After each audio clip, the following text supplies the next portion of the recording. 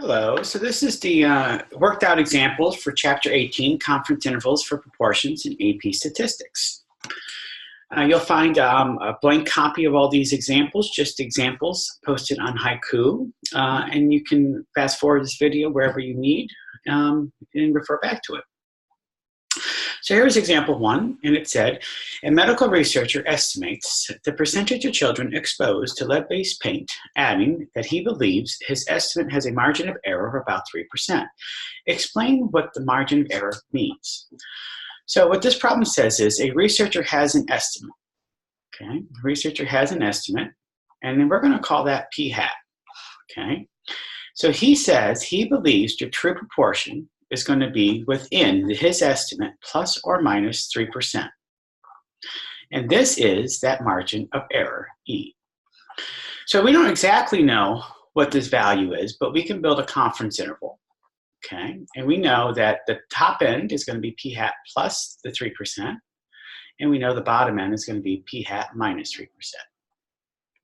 So what the researcher says is he thinks the true p is somewhere in between this interval.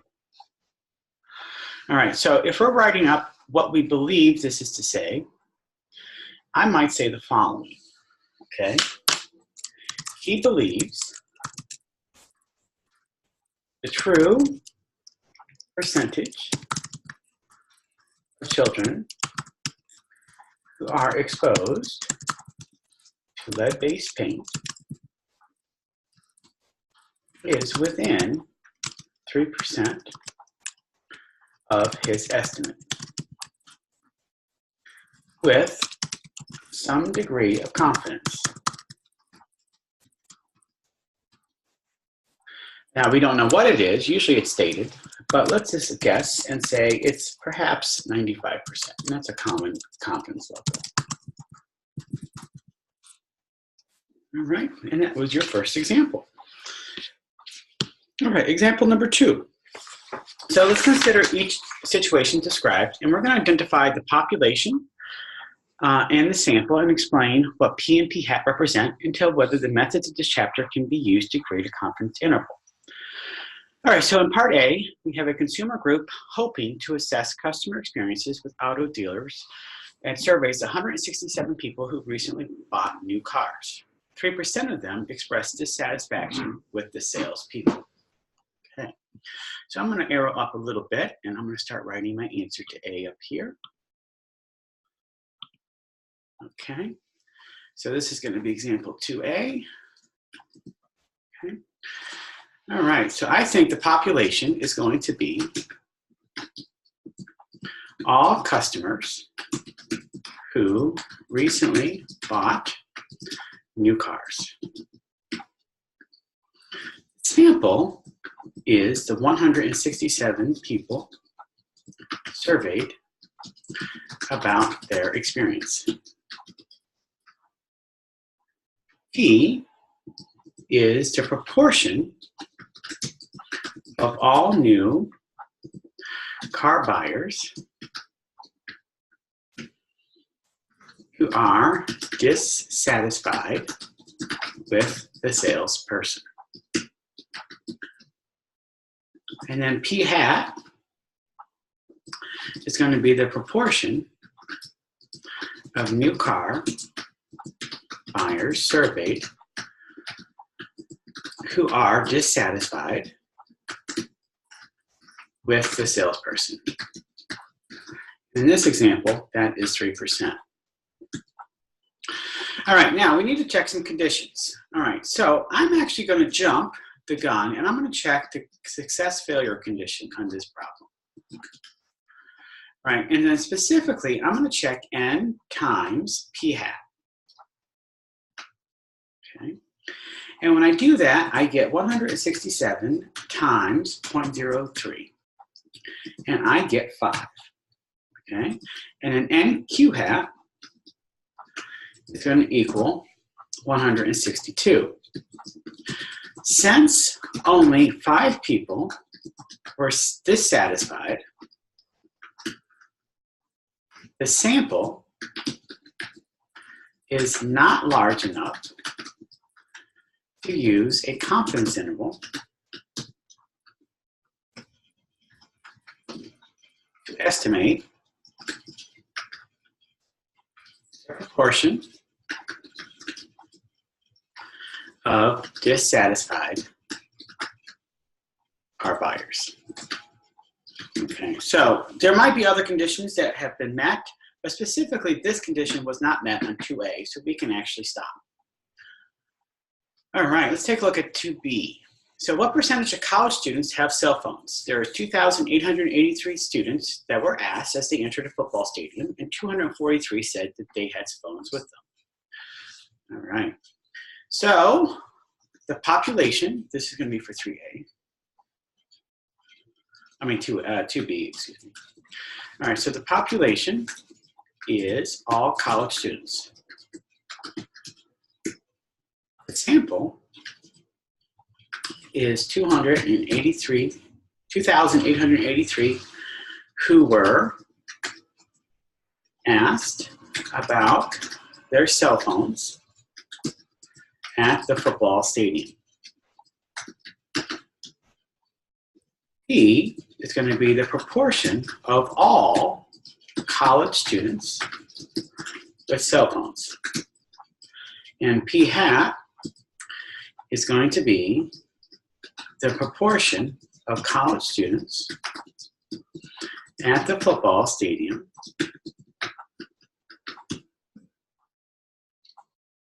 with cell phones. And in this problem, that is going to be 8.4%. Okay, so let's check our conditions. So the first one, the first assumption we need to check is the independence assumption. Okay. So whether or not a student has a cell phone shouldn't affect the probability that another does. Okay, randomization condition or condition. This sample is not random. The best we can hope for is that the students at the football stadium are representative of all college students. Okay, 10% condition. Okay. The 2,883 students at the football stadium represent less than 10% of all college students. All right, success failure condition, also known as the sample size condition. Okay, so N times P hat equals 243, and N times Q hat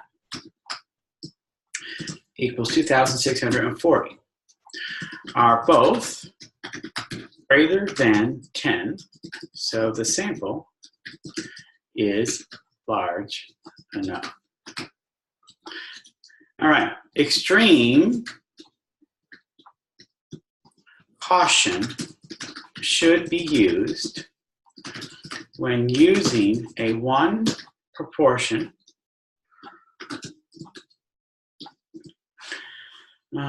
Z interval to estimate the proportion of college students with cell phones. The students at the football stadium may not be representative of all students. So though we can do it, we just have to be careful here. All right. Next two parts. All right, and C. So we have 240 potato plants in a field in Maine that are randomly checked, and only 7 show signs of blight. how severe is the blight problem in the U.S. potato industry? All right, so let's do 2C. All right, so the population is going to be potato plants in the U.S. The sample is the 240 potato plants in a field in Maine. P is the proportion of all potato plants in the U.S. that show signs of blight. P hat is the proportion of potato plants in the sample that show signs of blight, which in this example is 2.9%. Okay, our independence assumption. Okay, it is not reasonable to think that signs of blight are independent. Blight is a contagious disease. All right, randomization condition. Although potato plants are randomly selected from the field in Maine, it doesn't seem reasonable to assume that these potato plants are representative of all potato plants in the U.S. All right, success failure condition. All right, so N times P hat equals 7, and N times Q hat equals 233. There are only 7, which is less than 10, plants with signs of blight. The sample is not large enough. So these conditions are not met. We don't use a confidence interval to attempt to estimate the percentage of potato plants in the U.S. that show signs of blight. Okay, so that's that one. And then finally, D, so 12 of 309 employees of a small company suffered an injury on the job last year. What can the company expect in future years? All right, so 2D. So the population is all employees at the company. The sample was all employees during the specified year. P is the proportion of all employees who will have an injury on the job in a year. And P hat is a proportion of employees who had an injury on the job during the specified year.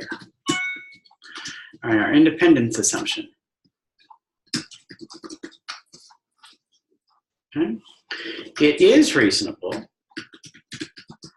to think that the injuries are mutually independent. Randomization condition. This sample is not random, but this year's employees are probably representative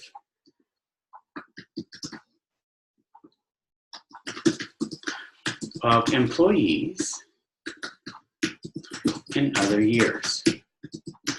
With regards to injury on the job. All right, 10% condition. The 309 employees represent less than 10% of all possible employees over many years. Success failure condition. N times p hat equals 12, and n times q hat equals 297 are both greater than 10. So the sample is large enough. A one proportion Z interval can be created for the proportion of employees who are expected to suffer an injury on the job in future years, provided that this year is representative of future years.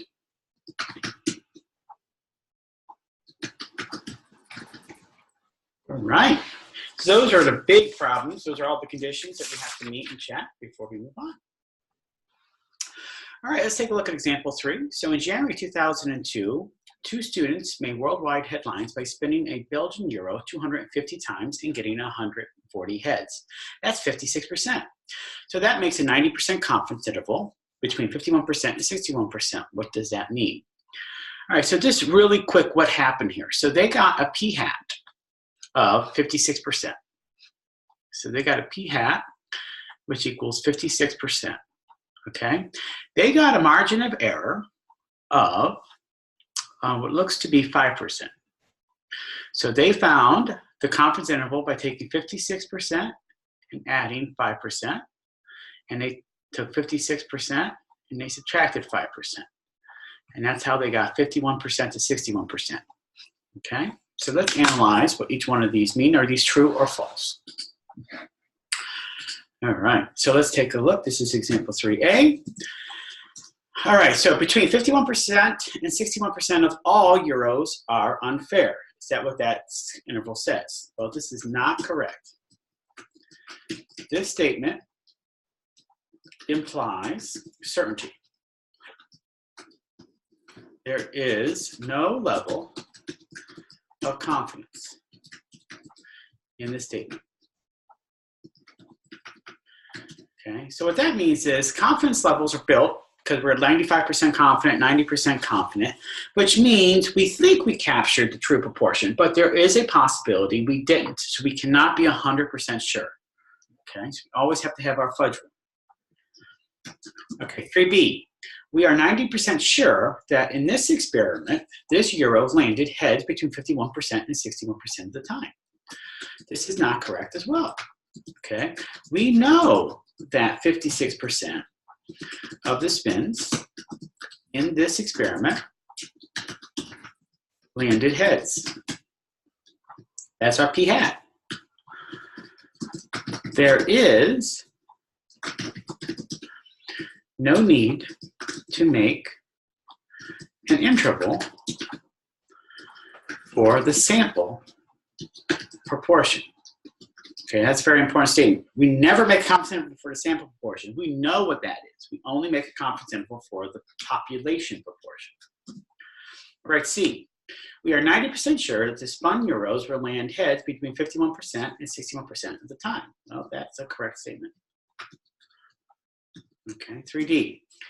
If you spin a euro many times, you can be 90% sure of getting between 51% and 61% heads. Well, this is not correct. The interval should be about the proportion of heads, not the spins. So remember, P is the proportion of heads, not spinning. All right, and then 3E. 90% of all spun euros will land heads between 51% and 61% of the time. Well, this is not correct as well. The interval should be about the proportion of heads, not the percentage of euros. All right. Let's take a look at example 4. So several factors are involved in the creation of confidence interval. Among them are sample size, the level of confidence, and the margin of error, which statement are true. So remember, the formula for a confidence interval is P hat is plus or minus the margin of error. And then the margin of error is found by taking P hat, and then we have plus or minus Z star times the square root of P hat Q hat over N. Okay? So taking that formula into account, let's see if we can answer these questions. So 4A. Okay. For a given sample size, if I reduce the margin of error, that will mean a lower confidence. Well, that's a true statement.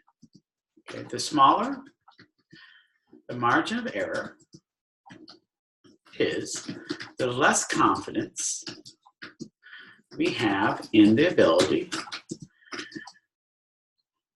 of our interval to catch the population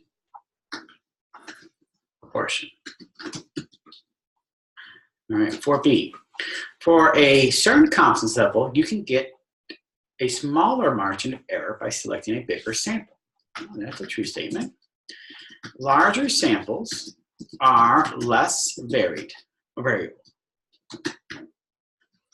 which translates to a smaller margin of error. We can be more precise at the same level of confidence. 4C.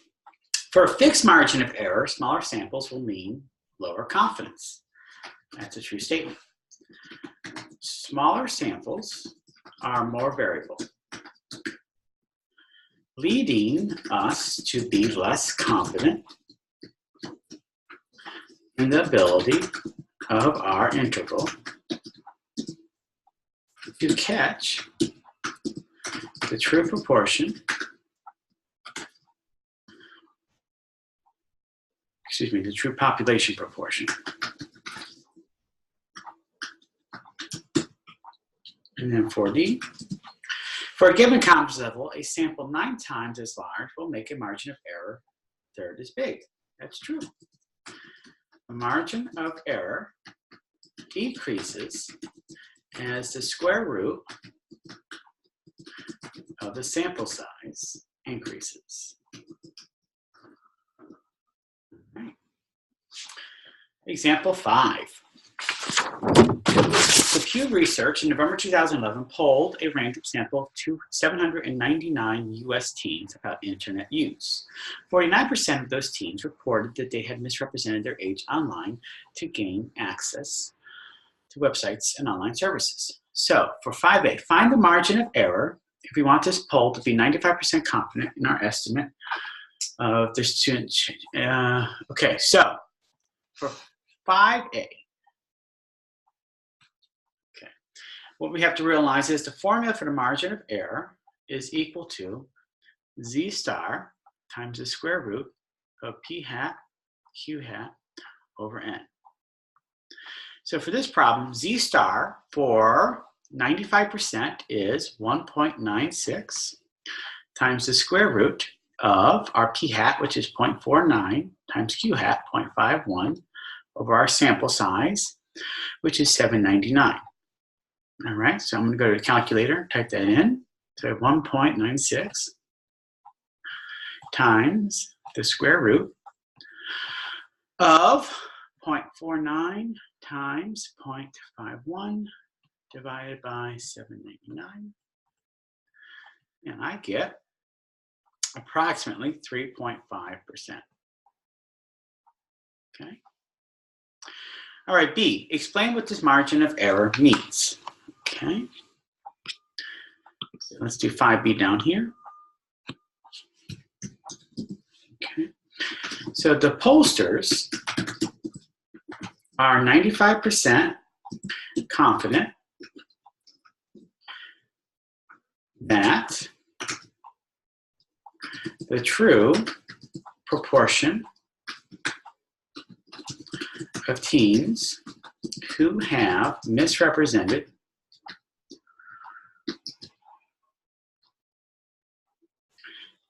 their age is within 3.5% of the estimated 49%.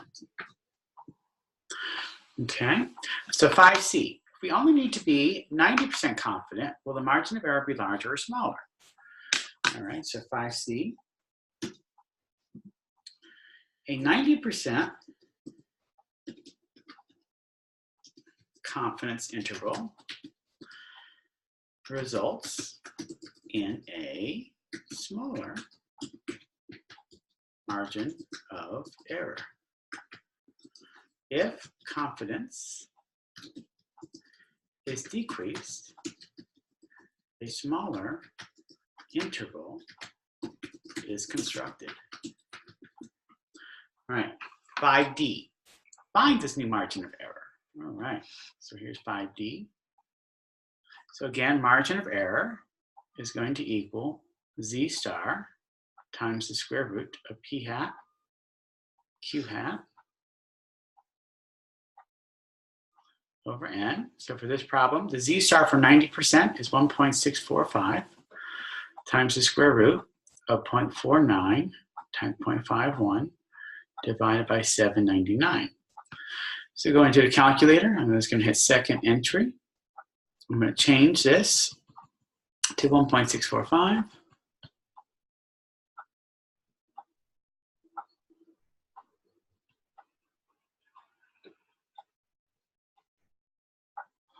That's 6, 4, and then I'll insert 5, and then I'll hit enter, and we get about a 2.9% margin of error. All right, and then lastly, we have 5E.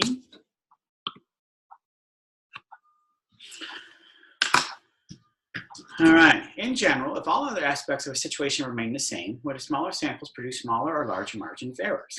So smaller samples generally produce larger intervals.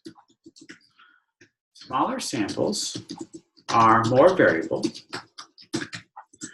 which increases the margin of error. All right, that's number 5.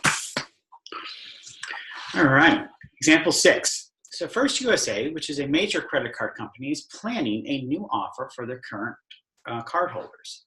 The offer will double airline miles on purchases for the next 6 months if the cardholder goes online and registers for the offer. To test the effectiveness of the campaign, First USA recently sent out offers to a random sample of 50,000 cardholders, and of those, 1,184 registered. So A, give a confidence interval for the true proportion of those cardholders who registered. All right, so the first thing, it says do a confidence interval. Before you do that, you must check the conditions. So let's go through our list. Let's check the randomization conditions. Okay, so offers were sent to a random sample of 50,000 cardholders. Okay, Next one, 10% condition. Okay. We assume that there are more than 500,000 cardholders. All right, in the success failure condition.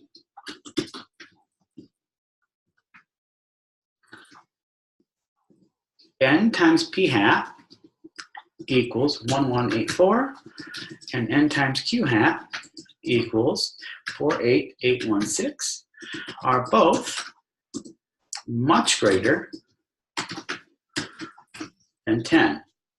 So the sample is large enough. I will construct, since the conditions are met,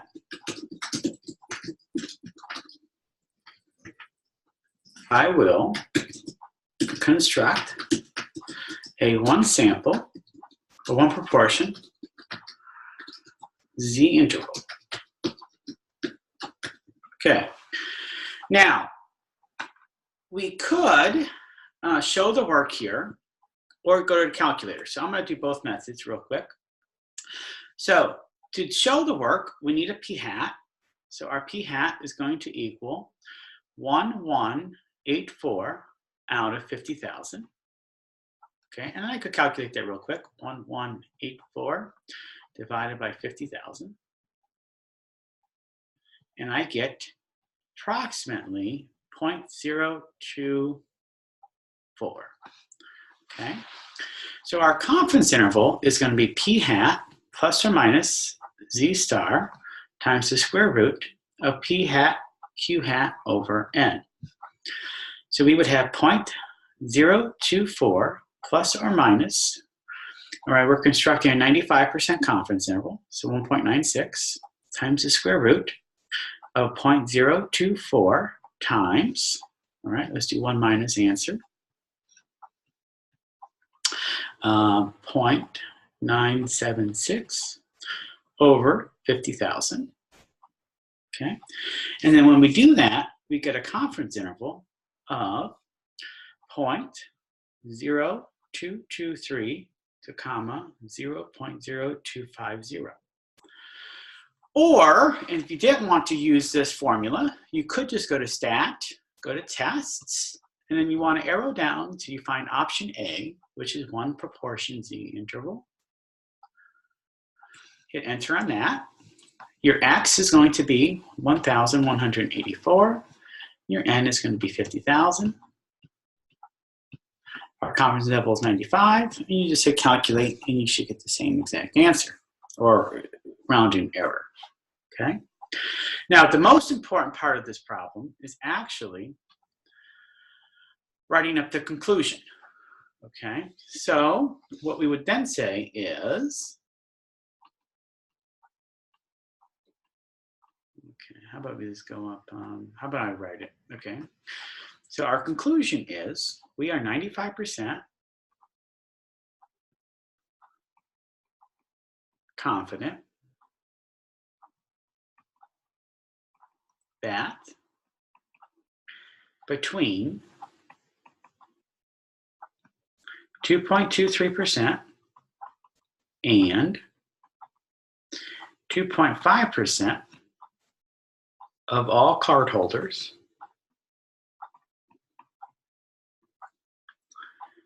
would register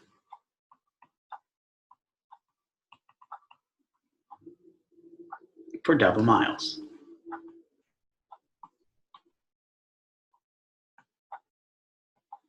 All right. And then part B.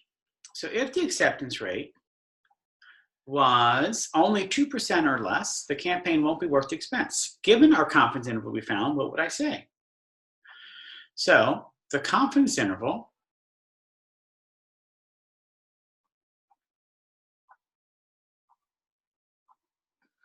gives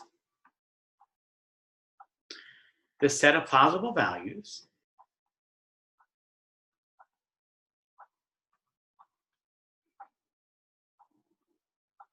within or with 95% confidence. Okay. Since 2% is outside the interval,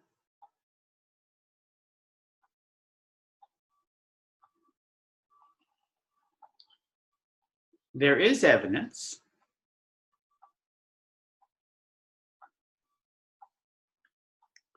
that the true proportion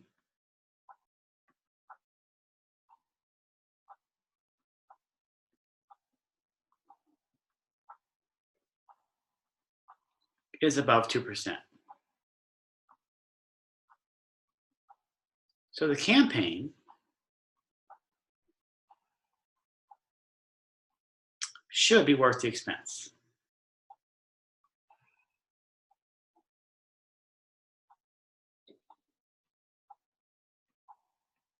All right, so that's wonderful. Example number 7. So direct mail advertisers send solicitations, also known as junk mail, to thousands of potential customers in hopes that some will buy the company's product. The acceptance rate is usually quite low. Suppose the company wants to test the response to a new flyer and sends it to 1,000 people randomly selected from their mailing list of over 200,000 people. So they get orders from 123 of these recipients. So part A, we're going to create a confidence interval. All right, so as usual, whenever we do a confidence interval, we have to check the conditions. So let's go through all of them. So our first one, our independence assumption. So there is no reason to believe that one randomly selected person's response will affect another's. All right, randomization condition. The company selected 1,000 recipients. 10% condition.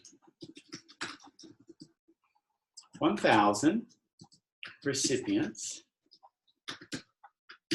is less than 10% of the population of 200,000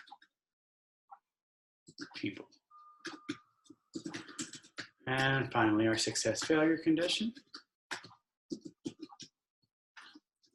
N times P hat equals 123, and N times Q hat equals 877.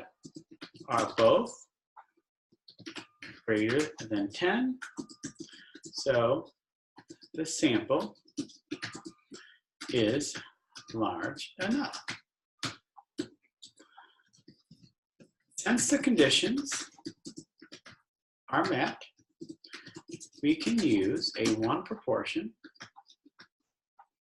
Z interval to estimate the percentage of people who will respond to the new flyer.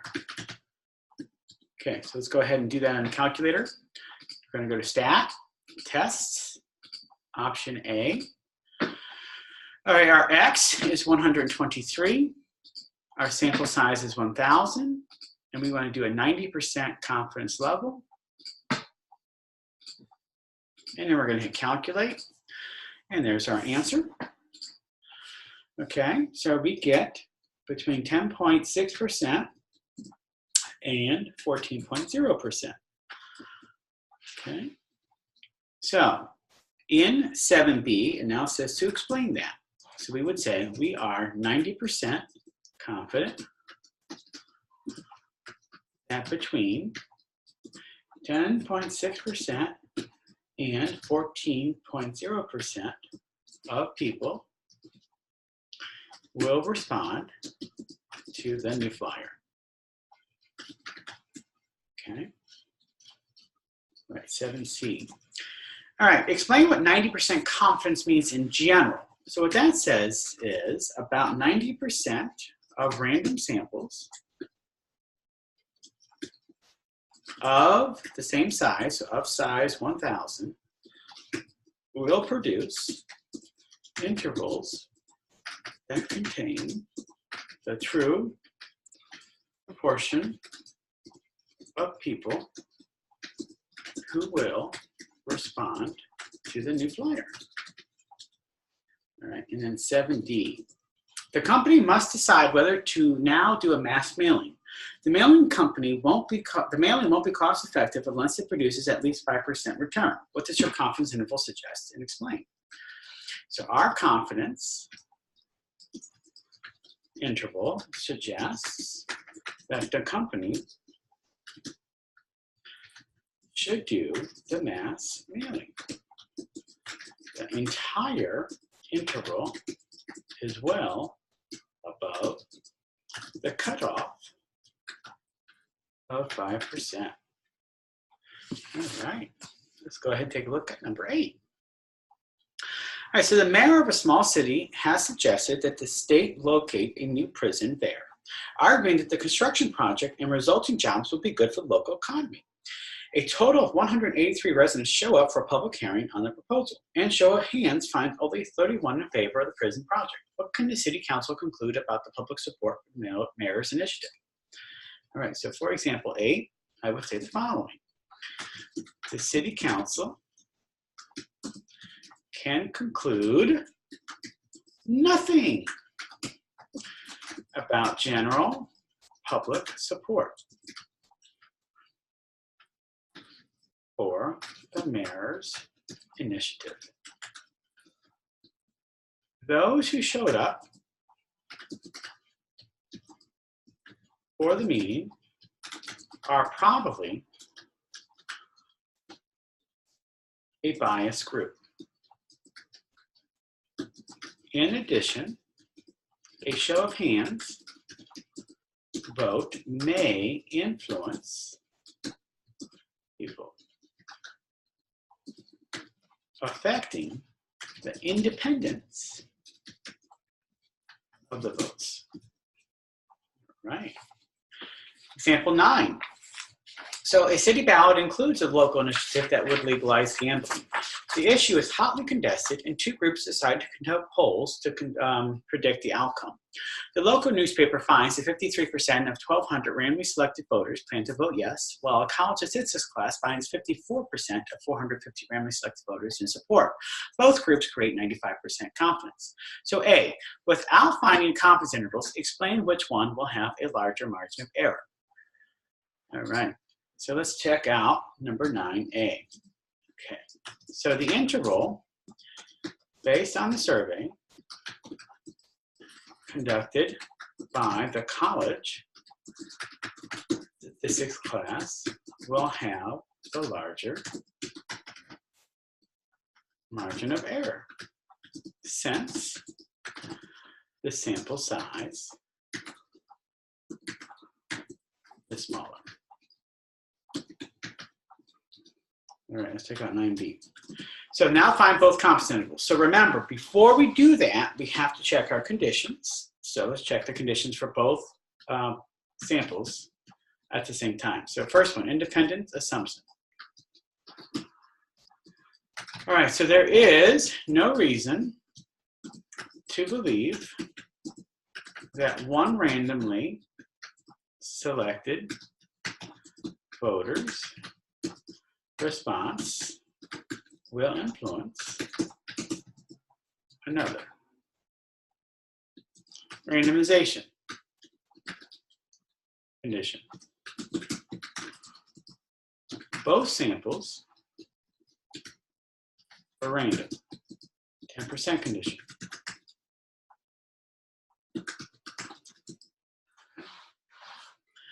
Both samples are probably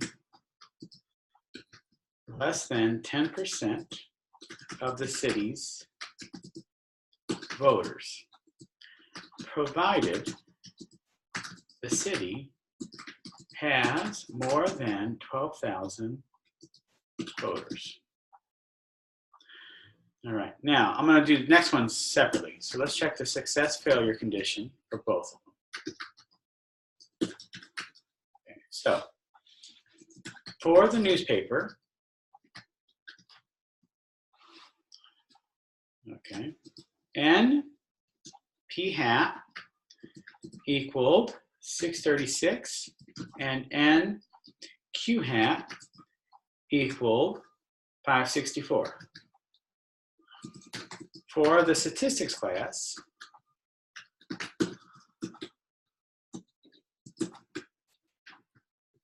N P hat equaled 243, and N Q hat equaled 207.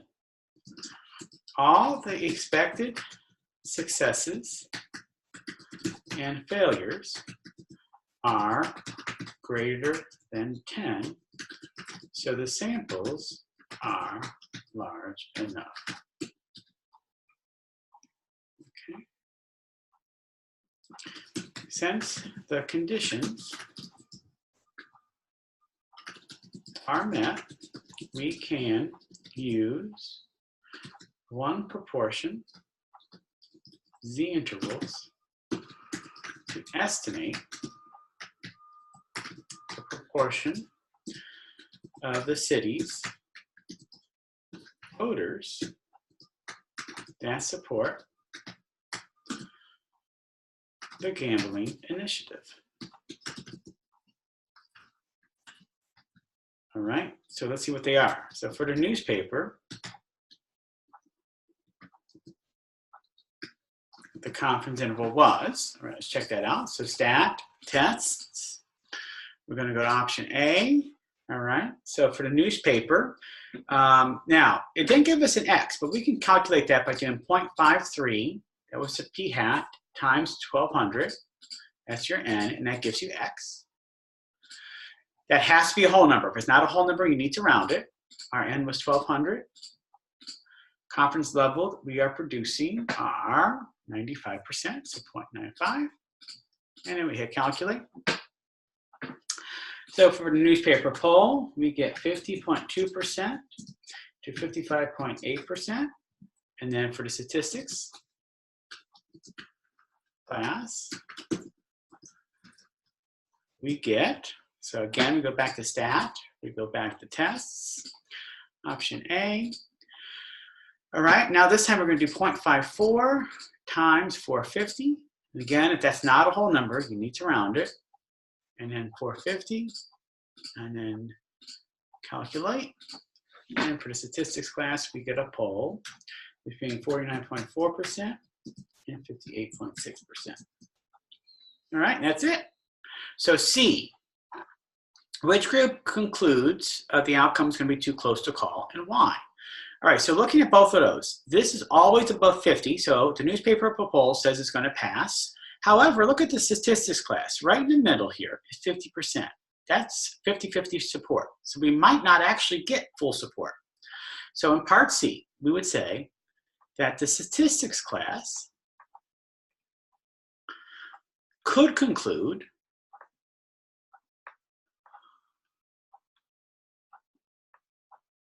that the outcome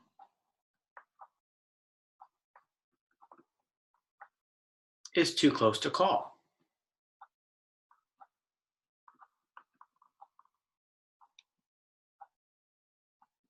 Okay, because 50% is in their interval.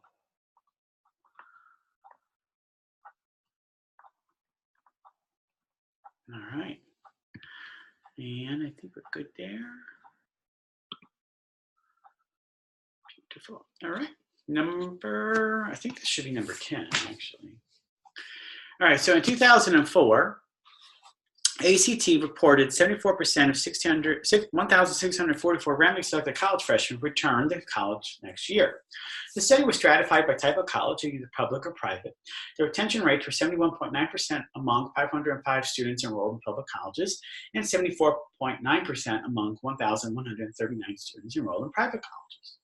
A, will the 95% confidence interval for the true national retention rate in private colleges be wider or narrower than the 95% confidence interval for retention rate in public colleges? And explain. All right, so I think we're going to explain it like this. All right, so I'm going to call this 10A. So we would say the confidence interval for the retention rate in private colleges will be narrower than the confidence interval for the retention rate in public colleges, since it is based on a larger sample. All right, 10b. Do you expect the margin of error for the overall retention rate? So that's if I combine them all to be larger or smaller. So since the overall sample size is larger, the margin of error in retention rate is expected to be smaller. All right. So next example. Okay, again, just wrong numbers, so that's fine. So suppose ACT Inc. wants to update their information from this previous exercise, and they want to cut the margin in half. What should they do? All right, so looking at this problem, okay. So remember, margin of error for part A here. If you go back to the formula, margin of error is equal to Z star times the square root of P hat Q hat over N. Okay, what we do know, okay, is that this original margin of error, pen's going haywire, is Z star times the square root of P hat Q hat over 1,644. Now, if I want to halve this margin of error, what do I need to do to sample size? Well, let's bring that half inside of this. So in order to do that, Z star is going to equal P hat Q hat over 1644 times some factor. Well, to bring that 1/2 back into the square root, I square it and I get 4 times. All right, so in order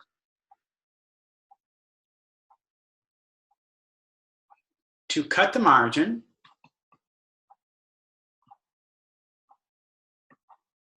of error in half,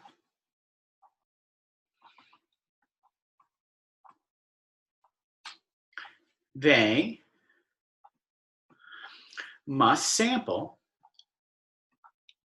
4 times as many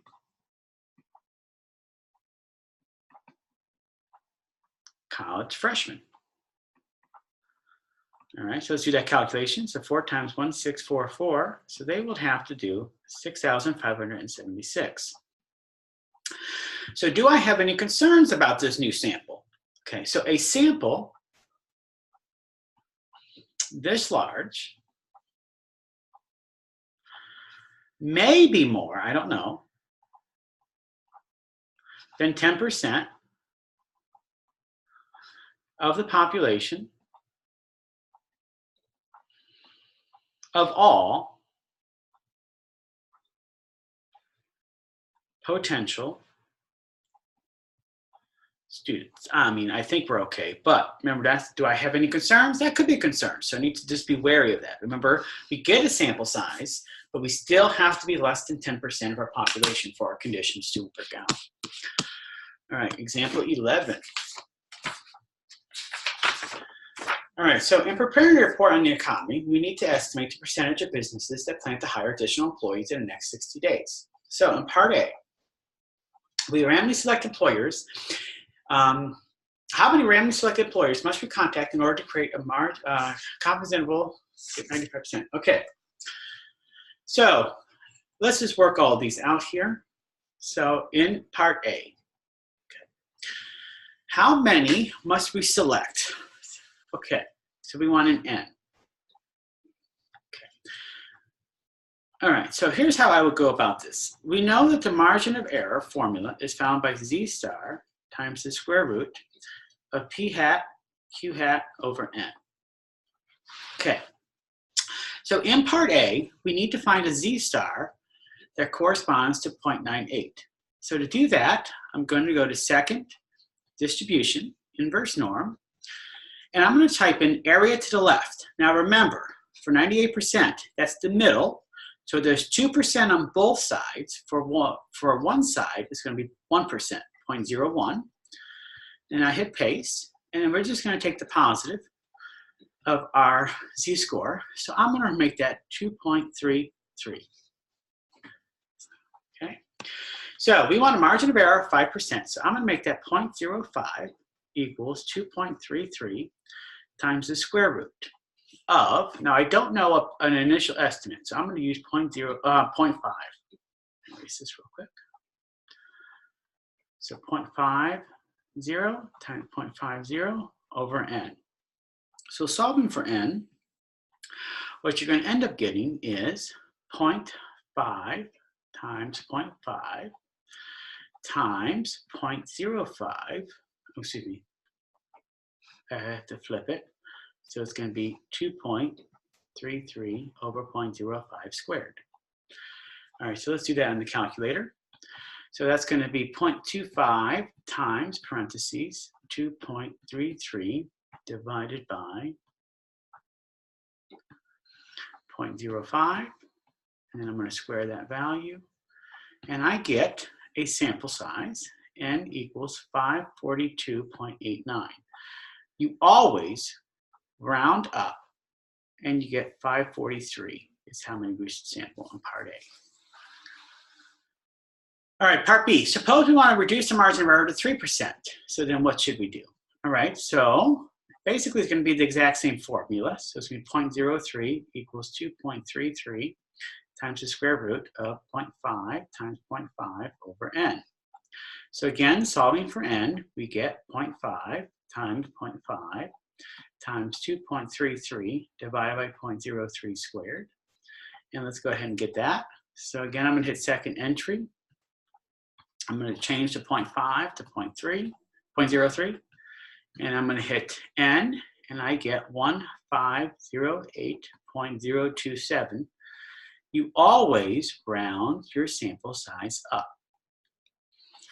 Okay, C, why might it not be worth the effort to get an interval margin of error of over 1%?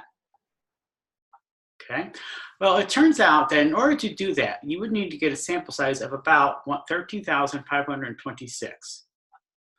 Okay, so it might be very expensive to get a sample that big. And time consuming to sample that many businesses.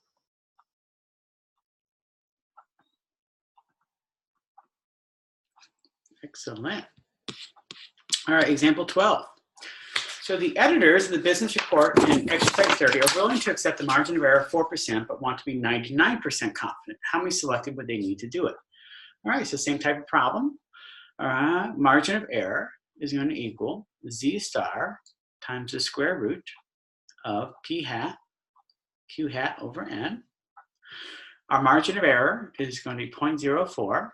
Okay, if we forgot what 99% z star is, I'm going to go to second distribution, inverse norm. Okay, this is going to be 0.005, 010, and paste. And I am going to get 2.58 times the square root. We don't have an initial estimate, so 0.5 over n. So n is going to equal 0.5 times 0.5 times 2.58 divided by 0.04 squared.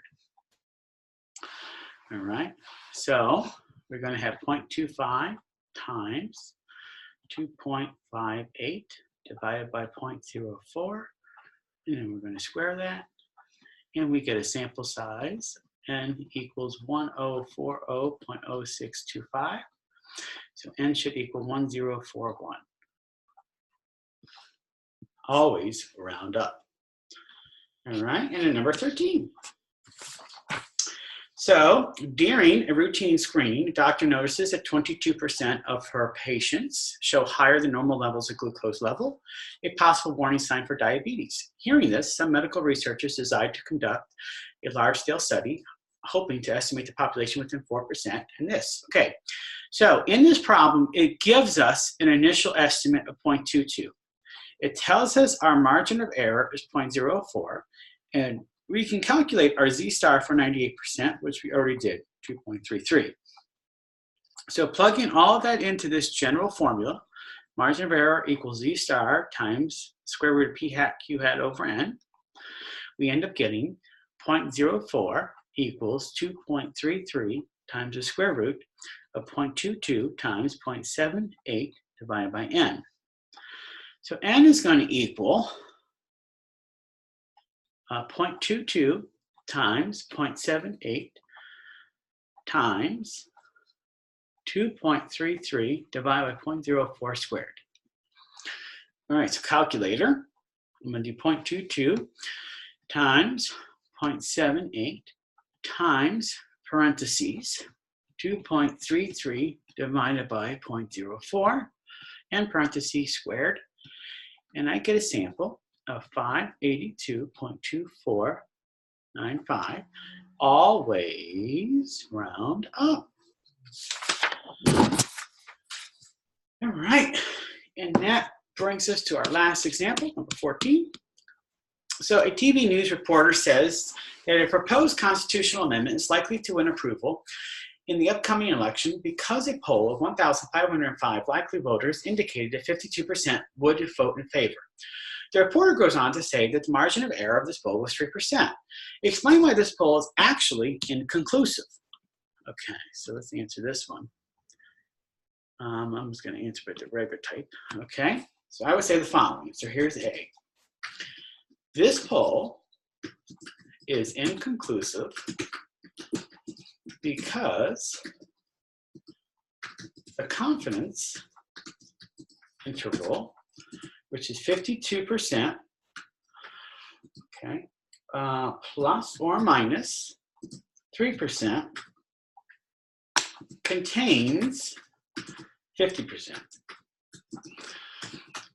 The true proportion of voters in favor of the constitutional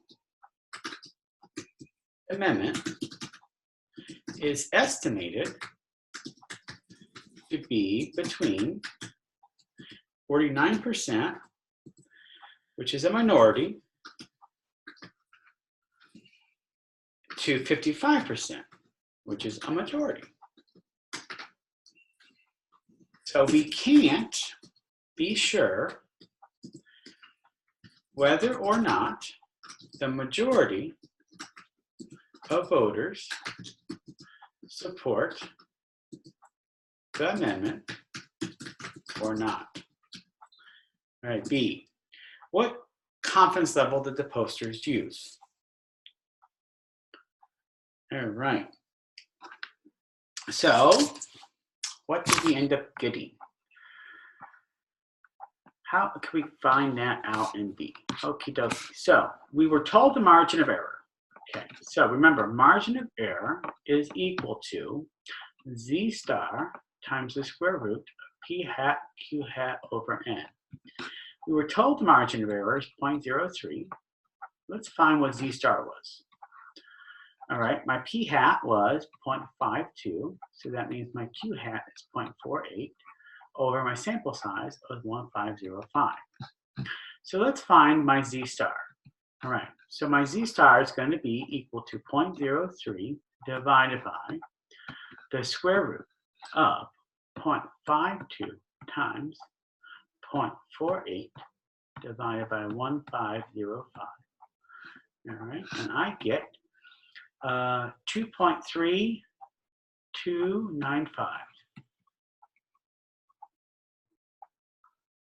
Okay. Now, a couple ways we can do it. We can use a table to figure this out. Okay, so if I'm using this, remember here is my model. Okay, confidence level is going to be the inside, right? we got this value, 2.3295, which means this value is negative 2.3295.